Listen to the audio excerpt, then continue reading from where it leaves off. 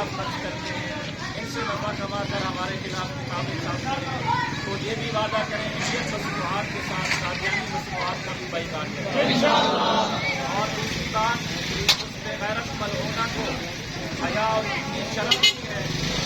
اس پیغمبر عالم صلی اللہ علیہ وسلم عورت کو اس پیغمبر آقا رحمت عالم صلی اللہ علیہ وسلم نے عورت کو زندگی بخشی،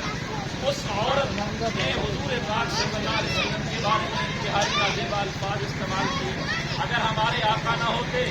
تو ماں کے قدم جو ایک عورت ہے ان کے قدم کو جنت کا کہا جاتا، اگر ہمارے آقا نہ ہوتے تو بہن کو عزت اور پاک لانے کی اجازت نہ ملتی، اگر ہمارے محمد صلی اللہ علیہ وسلم نہ ہوتے تو والدین کو عزت اور تقریم نہ ملتی۔ اور قیامت والے دن یہی سوال ہوگا کہ ان عورتوں کو زندہ ترگور اور بچیوں کو کیوں زندہ ترگور کیا جاتا تھا؟ آج اگر حضرت محمد صلی اللہ علیہ وسلم کی جب سے ولادت ہوئی، آپ کو نبوت ملی، اس کے بعد زندہ ترگور ہونا بند ہوا، عورت کو حیا ملا، وجود ملا، تو محمد مصطفیٰ صلی اللہ علیہ وسلم کے صدقے ہم اور تو کچھ نہیں کر سکتے۔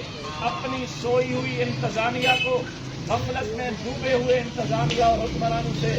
سوال کرنا چاہتے ہیں کہ آخر تمہیں اللہ نے حکمرانی کیوں دی؟ لا الہ الا اللہ کی خاطر یہ ملک وجود میں آیا تھا۔ آج اگر ملک کے کسی کونے میں یا پوری دنیا کے کسی کونے میں ہمارے نبی صلی اللہ علیہ وسلم کی گستاخی ہوئی، ہماری افواج پاکستان اور ہمارے حکمرانوں نے کوئی کردار ادا نہ کیا، تو پھر ہمارے آزادی کا کوئی فائدہ نہیں ہے۔ اس لیے آج ہم اپنے حکمرانوں پر زور دے کر ان سے مطالبہ کرتے ہیں کہ فی الفور کم از کم اپنا بھارتی سفیر کو بلا کر احتجاج ریکارڈ کرا کے چلتا کیا جائے، واپس بھیجا جائے۔ کیا آپ کو یہ قرارداد منظور ہے؟ بھارتی سفیر کو ملک بدر کیا، بھارتی سفیر کو ملک بدر کرو، بھارتی سفیر کو ملک بدر کرو۔